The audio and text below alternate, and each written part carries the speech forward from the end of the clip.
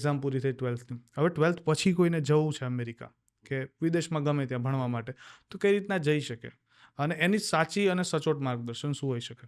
જો હવે 12th પછી જવામાં છે ને ઘણીવાર બહુ બધા ક્વેશ્ચન એવા આવે છે કે 12th પછી મોકલાય કે ના મોકલાય. પહેલા તો એ હા, વસ્તુ આવે પહેલો છે. પ્રશ્ન. પહેલો ક્વેશ્ચન આવે કે ભાઈ મારો છોકરો તો નાનો છે યાર, 17 વર્ષનો 18 વર્ષનો છોકરો છે, આને મોકલાય કે ના મોકલાય. તો આના જવાબમાં હું હંમેશા બધાને કહું છું કે તમારી આંગળી છોડશો તો જ તમારો છોકરો મોટો થશે. એટલે આ 18 વર્ષનો છોકરો 3 વર્ષ પછી 22 વર્ષનો થશે ત્યારે પણ નાનો જ રહેવાનો છે. તો 12મા પછી મારું તો એવું માનવું છે કે પહેલાં તો અબ્રોડ મોકલવા જ જોઈએ છોકરાઓને. બેચલર્સ ઇન્ડિયામાં કરવું એના કરતાં બેચલર્સ અબ્રોડ કરવું 100% ફાયદાકારક છે. બહુ બધી વસ્તુના ફાયદા થાય છે છોકરાઓને. એવું નથી કે ખાલી ભણી જ રહ્યા છે, સ્ટડી કરવા પણ મળે છે, નાનો મોટો એક્સપિરિયન્સ એ લોકો ત્યાં લઈ રહ્યા છે, કારણ કે સ્ટડી સાથે ત્યાં લીગલ વર્ક અલાઉડ છે. બેચલર્સ કરતી વખતે ઇન્ડિયામાં કોઈ છોકરો નોકરી કરતો નથી, પણ દરેક છોકરો બેચલર્સ કરવા જે અબ્રોડ જાય છે, જોબ કરે છે, નાની મોટી જે પણ કરે, પણ એક્સપિરિયન્સ મળે છે, ઇન્ટરેક્શન, કોન્ફિડન્સ, એક્સપ્લોર કરવા મળે છે. આ બધું જ એ લોકોને મળી રહ્યું છે. તો આ બધી વસ્તુ ક્યારે મળે છે? જ્યારે લોકો અબ્રોડ ભણવા જાય છે.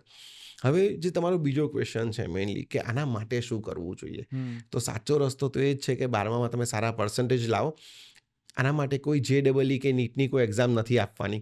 સૌથી સારી વસ્તુ એ છે 12મામાં પર્સન્ટેજ લાવો, તમારું એકેડેમિક ઓકે કરો અને તમે લોકો તમારું IELTS, TOEFL, PT, ઇંગ્લિશની એક્ઝામમાં તમે તમારો સ્કોર લાવી દો.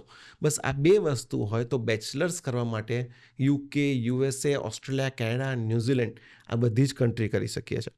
હવે કદાચ એવું થાય કે કોઈ છોકરાના જે એકેડેમિક છે એટલું સારું નથી, 50% આવ્યા છે કે 45% આવ્યા છે, હા, તો એવા છોકરાઓ માટે પણ અમેરિકા જવાના રસ્તા છે. એ છોકરાઓને આપણે પાથવે પ્રોગ્રામ થ્રુ અબ્રોડ મોકલી દઈએ કે આપણે અત્યારે દુબઈમાં કે સિંગાપુરમાં કે કોઈ પણ યુરોપિયન કન્ટ્રીમાં બેચલર્સ કરવા મોકલીએ. 2 વર્ષ એ ત્યાં કરે બેચલર્સના, અને 3જું વર્ષ એ UK, USA, ઓસ્ટ્રેલિયા, કેનેડા એવી કોઈ મોટી કન્ટ્રીમાં જઈને પણ કરી શકે છે. અચ્છા, આ રીતનું પણ એક માધ્યમ હોય છે યસ, આને બહુ સારું માધ્યમ છે. અને લોકો જાણે છે આનું વધારે પડતું અરે નોલેજ ના, છે? નથી. બહુ ઓછું નોલેજ, અને લોકોને તમે કીધું ને એ છે કે લોકોને આટલું કરવું નથી. એમ લાગે કે ડાયરેક્ટ અમેરિકા જતા રહીએ. પણ ભાઈ તારા ડોક્યુમેન્ટ તને અલાઉ નહીં કરે તો તું અમેરિકા કેવી રીતે કેવી જઈશ? રીતના જઈશ? હા. હું આમાં એક એક્ઝામ્પલ તમને બહુ સરસ કહું કે છોકરાઓ કેવું વિચાર, અત્યારના બધા જ છોકરાઓ અબ્રોડ જતી વખતે હજી પણ વિચાર, મારે તો અમેરિકા જ જવું છે, મારે તો UK જ જવું છે, મારે તો ઓસ્ટ્રેલિયા જ જવું છે. હવે એના ડોક્યુમેન્ટ એને અલાઉ નથી કરતા હોતા. એના ડોક્યુમેન્ટેશન કદાચ એના IELTSના સ્કોર ના હોય કે એના એકેડેમિક્સ એટલું સારું ના હોય, તો આ લોકોને હંમેશા સમજાવો કે ભાઈ તારે મર્સિડીઝ લેવી હોય તો સૌથી પહેલાં શું જોઈશે? ખિસ્સામાં પૈસા જોઈશે. અહીંયા પૈસા છે ને એ તારો પ્રોફાઇલ છે. તું એ રેડી કર તો તું એ કન્ટ્રીમાં જઈ શકીશ.